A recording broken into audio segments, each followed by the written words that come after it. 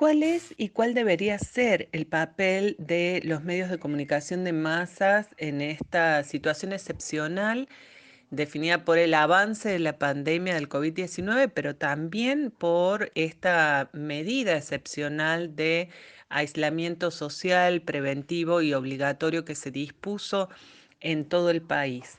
Bueno, los medios de comunicación prestan un servicio público esencial, son el principal vehículo para asegurar el ejercicio del derecho humano a la comunicación de todos los habitantes del país y por lo tanto tienen una responsabilidad social fundamental que cumplir, especialmente cuando se trata de temas de salud que implican información sensible y que por lo tanto es una información que debe ser particularmente protegida. Esto lo entendió bien y rápidamente el presidente Alberto Fernández cuando en las conferencias de prensa pide colaboración a las y los periodistas, porque como dijo, la lucha no es solo contra la pandemia, sino también contra la psicosis. Y también cuando convocó a una reunión a los principales, a los empresarios de los principales medios y cadenas de medios privados del país.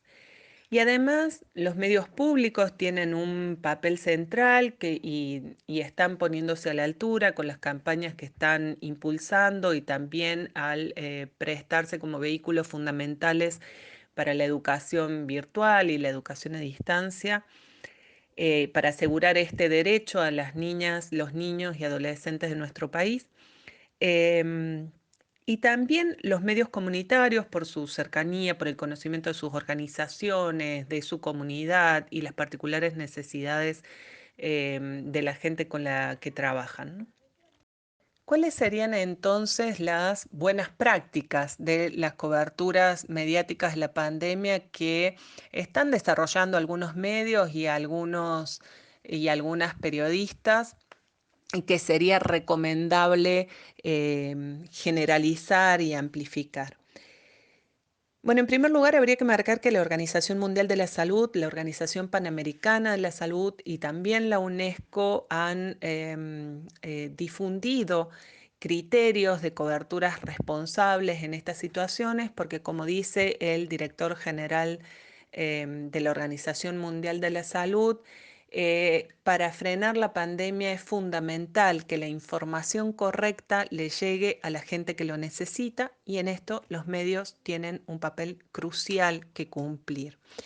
Y en nuestro país también el Ente Nacional de Comunicaciones y la Defensoría del Público de Servicios de Comunicación Audiovisual también han publicado recomendaciones que están accesibles, con las cuales los trabajadores y las trabajadoras de prensa se pueden orientar y que están basadas también en la normativa existente en nuestro país, en la Ley de Servicios de Comunicación Audiovisual y también en la ley que da las pautas de difusión de los temas de salud en nuestro país. Los medios, digo, es destacable, por ejemplo, la cobertura unificada en las tapas de,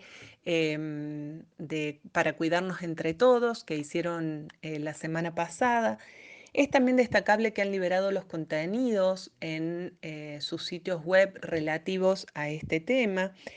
Sería también recomendable que los hagan accesibles a todas las personas, por ejemplo, a las personas sordas e hipoacúsicas. Las recomendaciones implican difundir información socialmente relevante, como a dónde se puede acudir ante casos sospechosos, cuáles son los criterios que hay que tener en cuenta, qué medidas de prevención hay que tener, etcétera, y que esa información esté debidamente chequeada, especialmente chequeada en este tema tan sensible, que se recurra a fuentes oficiales o, o a fuentes especializadas y debidamente identificadas. Esto va en contra de el criterio del periodismo en situaciones normales, que indica que no hay que quedarse con las fuentes oficiales, pero en situaciones críticas, los especialistas y las especialistas en comunicaciones de riesgo y de crisis dicen que en estos casos es central que la información justamente esté centralizada en estas fuentes oficiales. Es crucial también proteger la privacidad y los derechos personales, especialmente de los y las pacientes que deben prestar su consentimiento para que sus casos y la información sobre sus casos y sus imágenes sean divulgadas. La información debería ser una información estructural y contextualizada, por ejemplo, en relación, esta relación entre no solo mostrar la cantidad de infectados, sino qué porcentaje de la población total implican esos infectados, qué niveles de letalidad tiene la nueva pandemia o ha tenido en otros países y está teniendo en nuestro país. Em, ¿Qué relaciones tiene esto con otras epidemias que tenemos, que hemos tenido y que conocemos? Contextualizar también en términos históricos, en términos de historia de las pandemias y las epidemias. Contextualizar también con relación a las otras epidemias y endemias que tenemos en nuestro país y que en este momento siguen asolando a regiones vastas de nuestro territorio y de nuestra población, que no necesariamente está concentrada en los grandes centros urbanos, como por ejemplo el dengue o por ejemplo el mal de Chagas. Y pensar también o atender también en las coberturas a la enorme diversidad y a las enormes desigualdades que tiene la Argentina.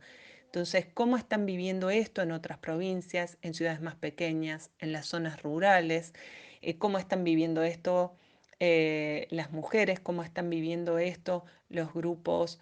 em, las personas en situación de pobreza, en situación de calle, cómo están viviendo esto las y los adultos mayores. No solo cómo lo viven, sino qué posibilidades efectivas tienen de seguir las recomendaciones y ahora ya la obligatoriedad de la medida impuesta por el gobierno nacional. ¿Cuáles son las condiciones en que van a seguir esa medida? ¿Cuáles son los riesgos a los que están expuestos? También sería importante mostrar el trabajo de las organizaciones sociales que son muy prestigiosas en nuestro país para defender derechos, para atender a personas vulnerabilizadas. Visibilizar también las iniciativas de organización social nuevas que están surgiendo, de emprendimientos solidarios y atentos a las necesidades de otros grupos sociales y de otras personas diferente a la propia, ¿no? Para combatir eso que el presidente llamó la desaprensión con respecto al otro.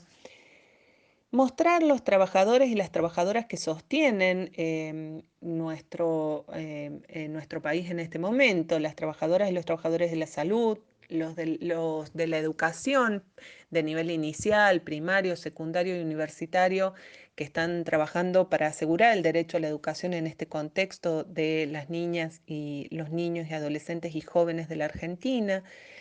Los trabajadores y las trabajadoras de la recolección de residuos y de limpieza, de la producción de alimentos e insumos críticos, de cuidados de otros y otras, como niños y niñas, adultos mayores, personas con discapacidad física, mental, psicosocial, enfermos, y también los trabajadores y las trabajadoras de la cultura, que llevan un alivio fundamental en este contexto, que promueven valores fundamentales. Y también es crucial que las empresas de medios cuiden a sus trabajadoras y a sus trabajadores, a sus propios trabajadores y trabajadoras de prensa.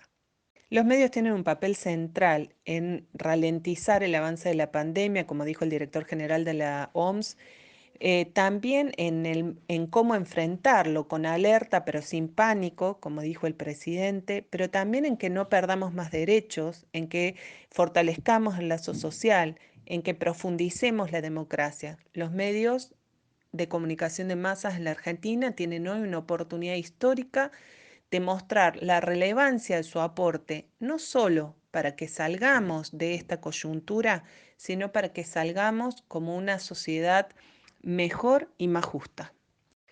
¿Cuáles están siendo las principales tendencias problemáticas que se identifican en las coberturas de los medios de Argentina sobre la expansión de la pandemia en nuestro país. Bueno, en primer lugar hay que señalar que la agenda de los medios ha sido copada de manera casi total por este tema. Esto lo han demostrado Esteban Zunino y un equipo de investigación de la Universidad Nacional de Cuyo.